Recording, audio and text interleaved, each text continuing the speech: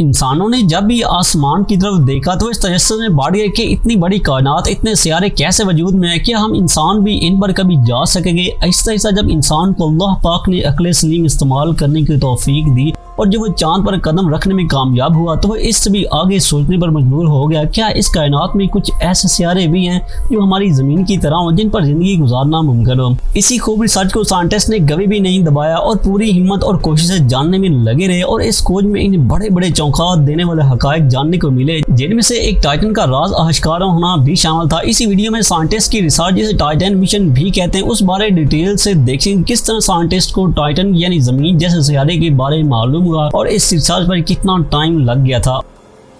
Scientist ने खला में काफ़ी ज़्यादा टेलीस्कोप और कई स्पेस क्राफ्ट को भेजा इस बात को जानने के लिए कि स्पेस में क्या क्या मौजूद है, कौन कौन से सियारे हैं और ऐसा कुछ और भी जानने के लिए जो ह्यूमन के लिए फ्यूचर में फ़ायदेमंद साबित हो। ऐसे ही साल 1980 को एक स्पेस क्राफ्ट जिसे वॉयेजर 1 भी कहते हैं, वो खला में तैर रहा था कि उसने काफ़ी ज़्यादा तस्वीरें ज़मीन पर भेजी, जिनमें से एक तस्वीर जो बिल्कुल ज़मीन की तरह सियारे की थी, जिसे देखकर साइंटिस्ट चौंक गए और इस बारे और ज़्यादा जानने के लिए बेताब हो गए। इस बारे रिसर्च करना कोई इतना आसान काम नहीं था। इसको कामयाबी से कम वक्त में सरअंजाम देने के लिए दुनिया के बड़ी बड़ी स्पेस एजेंसीज नासा, ASI जिसे इटालियन सर्विस एजेंसी भी कहते हैं, और ESA ने मिलकर इस मिशन में एक साथ काम करने और इस टाइटन पर लैंड करने का मंसूबा तैयार किया। इस मिशन की खास बात यह थी कि इन्हें ऐसे सियारे पर लैंड करना था जिस पर इन्हें कुछ भी नहीं पता था कि इस सियारे की सरफेस कैसी है, इसका टेम्परेचर कितना है, इस पर मौजूद बाकी चीजें कैसी होंगी जो किसी भी खतरे या मिशन के नाकाम बनाने की वजह बन सकती हैं। टाइटन को दूर से देखने से ऐसे ही लगता है जैसे ये पूरी तरह बादलों में छुपा हुआ है, जिस वजह से ये और ज्यादा मिस्टीरियस लगता था। आखिर जब साइंटिस्ट इस टाइटन पर लैंड करने में कामयाब हो गए तो उन्हें जमीन जैसे दिखने वाले सियारे से क्या क्या मिले, जिसे जानकर साइंटिस्ट ही नहीं बल्कि कोई बाशऊर शख्स हैरान रह जाए उसे मजीद जानने से पहले। अगर आप बगैर सब्सक्राइब किए इस चैनल की वीडियो देख रहे हैं तो पहले वीडियो को लाइक करते हुए चैनल को भी सब्सक्राइब कर ले और साथ मौजूद घंटी के बटन को लाजमी प्रेस करें। अगर आप ये वीडियो फेसबुक पर देख रहे हैं तो ईपिक्सल पेज को लाइक करना मत भूलिएगा।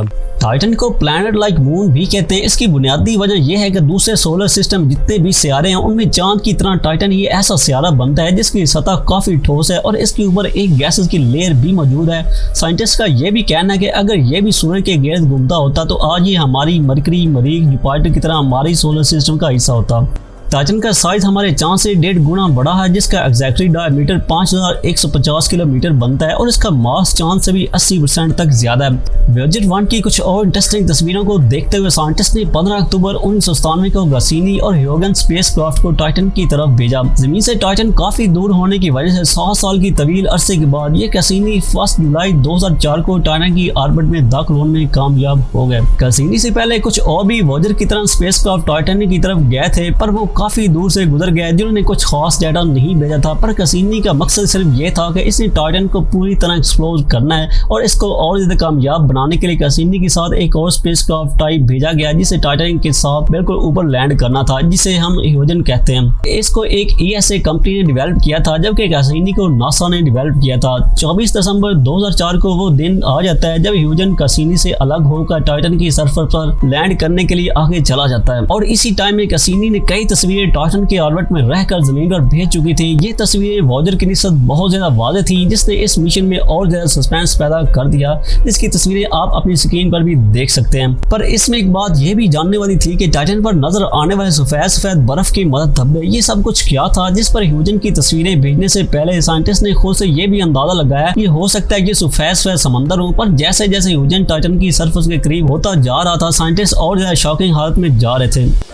टाइटन की ग्रेविटी पावर भी बहुत कम थी और इसका एटमॉस्फेयर यानी इसके ऊपर मौजूद लेयर 975 किलोमीटर के फासले तक फैली हुई थी। इसकी ग्रेविटी कम होने की वजह से इस पर लैंड करना इतना इजी नहीं था, लेकिन इसके बावजूद पावरफुल ह्यूजन 6 किलोमीटर पर सेकंड की रफ्तार से इसकी सरफेस की तरफ बढ़ रहा था। पर हैरानगी इस वजह से भी हो रही थी कि टाइटन की 500 किलोमीटर तक करीब होने के बावजूद सिर्फ बादल ही बादल और धुंध नजर आ रही थी। जैसे ही ह्यूजन इसकी सरफेस पर लैंड करता है तो मालूम होता है कि इसकी सतह पर छोटे छोटे पहाड़, काफी ज्यादा समंदर और नदियां मौजूद हैं जिस तरह हमारी जमीन पर मौजूद हैं। और दूसरा ये बात भी जानने को मिली कि टाइटन का टेम्परेचर -179 डिग्री सेंटीग्रेड है इस बात ने एक बार फिर साइंटिस्ट को चौंका दिया कि -1 पर तो पानी जम जाता है और यहाँ पर -179 डिग्री सेंटीग्रेड टेम्परेचर और ये वाला पानी जमा हुआ क्यों नहीं है, जिस पर बड़ी हैरानगी हुई। फ्यूजन की मदद से यह जानना मुमकिन हुआ कि टाइटन के एटमॉस्फेयर में 98.4% तक नाइट्रोजन, 1.4% तक मीथेन और 0.1% हाइड्रोजन गैसेस मौजूद हैं, जो जमीन के बाद दूसरा सियारा बनता है जहाँ इस हद तक नाइट्रोजन मौजूद है। पर साइंटिस्ट इस बात पर गौर कर रहे थे कि ये नदियां और समंदर किसकी बनी हुई हैं, जिस वजह से ये जम भी नहीं पाती। जमीन पर काफी साइंटिस्ट ने पानी जैसे दिखने वाले गैसेस को मिलाकर एक्सपेरिमेंट किए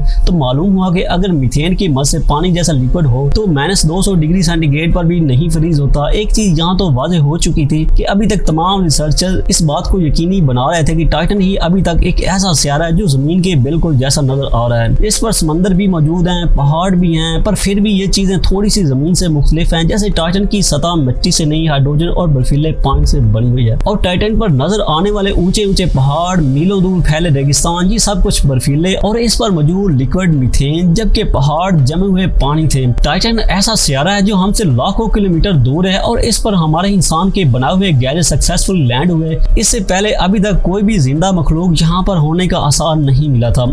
अगर इस सियारे की जमीन की तरह की एक और खासियत देखी जाए तो इस सियारे पर बारिश भी होती है जो पानी की नहीं बल्कि मीथेन की होती है। फिलहाल इस सियारे साइंटिस्ट ने ह्यूमन के लिए ये फायदा ढूंढा है कि इस पर मौजूद बेपनाह मीथेन को किसी भी एनर्जी से चलाने वाले प्लांट के लिए बड़ा फायदेमंद साबित हो सकती है। सिर्फ इतना ही, साइंटिस्ट का यह भी कहना है कि जिस तरह का टाइटन का एटमॉस्फेयर है और इस पर मौजूद टेम्परेचर इस बात का यकीन दहानी करवाता है कि इस पर काफी ज्यादा जरासीम, बैक्टीरिया, इवन के जमीन जैसी मखलूक भी मौजूद होंगी, क्योंकि टाइटन पर बेपनाह ऑर्गेनिक कंपाउंड और भी मौजूद है। कासीन का टाइटन के गिर्द काफी अरसा से चक्कर लगाने की वजह साइंटिस्ट इस हद तक कामयाब हो गए कि उन्होंने टाइटन की सरफेस का बड़ा कामयाबी से काफी बड़ा मैप भी तैयार कर लिया है। जैसा कि आप जानते हैं टाइटन पर कासीन और हेजन के पहुंचने के लिए 7 साल लगे थे और इसे कासीन और हेजन को जमीन पर डाटा भेजने के लिए 1 घंटा लग जाता है। लेकिन इसके बावजूद साइंटिस्ट ने हिम्मत नहीं हारी और हर कदम पर नए तजुर्बात करते रहे और काफी ज्यादा इस नए जमीन जैसे सियारे के बारे जानने में कामयाब हो गए। इसलिए कहते हैं कि इंसान हिम्मत ना हारे तो पहाड़ों को भी रूई बना सकता है।